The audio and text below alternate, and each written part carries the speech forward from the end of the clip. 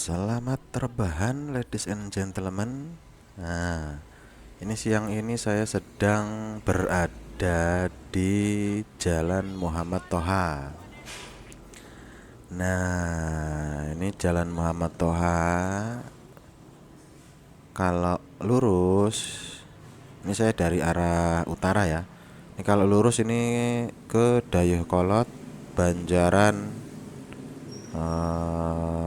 Bale Endah, terus ke sana ke Laut Kidul ke sana lah ya, ke Kutub Selatan. Dan biasanya macet, seperti sekarang ini juga macet. Nah, kali ini saya nggak akan lurus. Nah, di depan saya ini sudah ada belokan ke kanan, pertigaan ya. Nah, ke kanan ini ke Jalan Tol Muhammad Toha.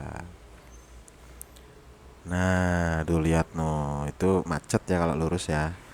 Nah, di situ juga ada Rumah Sakit Sartika Asih. Nah, kita belok kanan masuk ke pintu tol Muhammad Toha. Nah, Muhammad Toha ini dijadikan sebuah jalan bukan tanpa alasan ya. Dia adalah pahlawan yang cukup unik ya. Nah, ceritanya tuh gini sebenarnya itu Muhammad Toha itu. Dulu itu Muhammad Toha itu pejuang yang masih muda. Belasan tahun ya, bukan 20 30 tahun, bukan. Dia itu masih belasan tahun. Nah, dia itu lahir di sekitar tahun 1927-an lah ya. Masih pada zaman penjajahan Belanda. Nah, tapi pada saat dia berumur 2 tahun, dia itu sudah meninggal oleh bapaknya sehingga yatim. Nah, ibunya menikah lagi dengan adik bapaknya. Nah, bapaknya itu bernama Suganda. Nah, adiknya itu bernama Sugandi. Jadi setelah Mbak Suganda ini meninggal, ibunya menikah dengan adik bapaknya yang bernama Sugandi. Lah, kok mirip namanya? Ya saya nggak tahu ya itu kembar atau gimana. Saya belum mendapatkan wangsit ini ya. Yang jelas itu adiknya. Tetapi ibunya ini malah bercerai dengan adik dari bapaknya tadi ya. Ya istilahnya turun ranjang ya. Malah bercerai. Ya cocok dengan kakaknya belum tentu cocok dengan adiknya. Pas dengan kakaknya belum tentu cocok dengan adiknya. Ya namanya juga manusia itu berbeda-beda. Nah, sebab musabab perceraiannya ya saya nggak tahu ya. Yang jelas bercerai ya. Kemudian Muhammad Toha ini diasuh oleh kakeknya. Nah, mungkin orangnya berkecukupan ya. Nah, atau berpendidikan. Muhammad Toha ini disekolahkan ya pada usia sekitar 7 tahunan dia disekolahkan, tapi baru saja kelas 4 dia selesai sekolahnya. Bukan karena nggak ada biaya, tapi karena meletusnya Perang Dunia Ketiga. Nah, kalau dulu berhenti sekolah karena ada Perang Dunia ya, ya kalau sekarang ya karena nggak ada biaya ya itu sekarang. Nah, singkat cerita nih, Muhammad Toha ini membantu kakeknya di dunia perbengkelan mobil. Sehingga pada saat Belanda itu diusir oleh Jepang dan Muhammad Toha ini akhirnya bekerja di peralatan tempur Jepang ya. Dia bekerja di bengkel Jepang sehingga dia walaupun masih belasan tahun akhirnya bisa bercakap-cakap dalam bahasa Jepang. Dan pada akhirnya pada saat kemerdekaan ya 1945 itu Muhammad Toha ikut menjadi tentara, diajak oleh pamannya. Tapi bukan pamannya yang menikah ibunya tadi, ini paman yang lain. Ya paman kan gak cuma satu ya, ada beberapa paman. Nah diajak menjadi tentara, nah sehingga dia menjadi tentara rakyat Indonesia. Nah kemudian 1946 ya kalau nggak salah itu kan datang tentara sekutu ya, pengen melanjutkan kekuasaan Belanda. Ya karena Jepang kalah itu, sekutu memerintahkan kepada Jepang itu untuk menyerahkan senjata-senjatanya kepada sekutu. Ya namun sebelum diserahkan ke sekutu, rakyat Indonesia lebih dulu juga melucuti eh, senjata-senjata Jepang, walaupun tidak semuanya.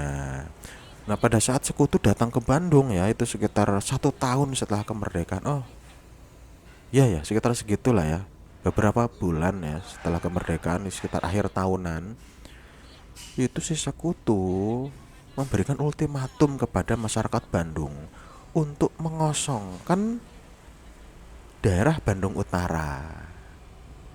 Nah,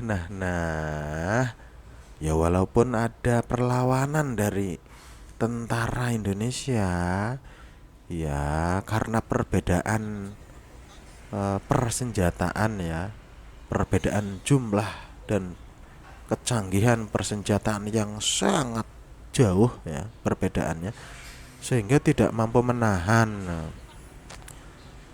Lalu dikuasailah bagian Bandung Utara oleh tentara sekutu. Padahal itu sudah merdeka ya, sudah itu. Nah setelah dikuasai oleh sekutu, ya yang namanya penjajah ya, akhirnya memberikan ultimatum lagi kepada masyarakat Bandung Selatan untuk mengosongkan wilayah Bandung Selatan. Ya lama-lama seluruh Indonesia yang dikosongkan ini. Nah, atas pertimbangan para petinggi pada saat itu ya, akhirnya rakyat Indonesia ini diarahkan untuk mengungsi ya. Dan akhirnya terjadilah peristiwa yang namanya Bandung Lautan Api. Karena tidak ikhlas ya dan strategi perang, akhirnya mereka membakar rumah-rumah mereka dan membakar benda-benda lainnya supaya sekutu tidak bisa memanfaatkan daerah Bandung Selatan. Nah, cerita intinya ya Muhammad Toha ini sedang melakukan perlawanan ya membebaskan Bandung Selatan. Nah, dia akan menghancurkan gudang amunisi yang ada di Dayakolot bersama temannya yaitu Muhammad Ramdan. Nah, ceritanya dia tertembak ya karena tidak mau membebani tentara yang lain. Akhirnya dia menghancurkan gudang amunisi yang ada di Dayakolot oleh granatnya sendiri, yang akhirnya mengorbankan dirinya dan temannya juga yang Muhammad Ramdan. Nah disitulah karena kegigihannya Muhammad Toha diangkat menjadi pahlawan dan dijadikan nama jalan. Nah temannya tadi yang Muhammad Ramdan juga dijadikan pahlawan dan dijadikan jalan juga. Nah gitu ya ceritanya Muhammad Toha itu. Nah ini karena kita sudah sampai ya, sudah sampai keluar tol Buah Batu dan kita juga cukup sampai di sini saja ya. Nah ini pertigaan Buah Batu, ini di sebelah kiri ini ke kota Bandung ya, Jalan Buah Batu. Nah kalau ke sebelah kanan ini ke Jalan Buah Batu juga, cuma nanti ke Bojong Soang, Bale Endah, Banjaran, eh, dan seterusnya ke selatan sana ya sampai ke pantai selatan. Udah cukup sekian saja ya. Jadi tadi cerita Muhammad Tohanya singkat saja ya. Nah, nanti dilanjutkan lagi ya pada saat melewati Jalan Muhammad Toha lagi. Nah, ini memang macet ya biasa di sini. Nah, di sini juga ada beberapa travel ya yang menuju ke Jakarta maupun menuju ke daerah timur, ke Semarang atau ke Tasikmalaya sana. Nah, cukup sampai di sini. Terima kasih sudah menemani perjalanan. Ini yang berkenan biasa ya, subscribe ya. Tapi yang belum pengen ya nggak apa-apa. It's okay wae. Kapan-kapan, besok-besok juga nggak apa-apa. Nah, ini di depan ada jembatan tol. Nah, di setelah jembatan tol ini ada Buah Batu Square atau Transmart Buah Batu. Oke, terima kasih ya.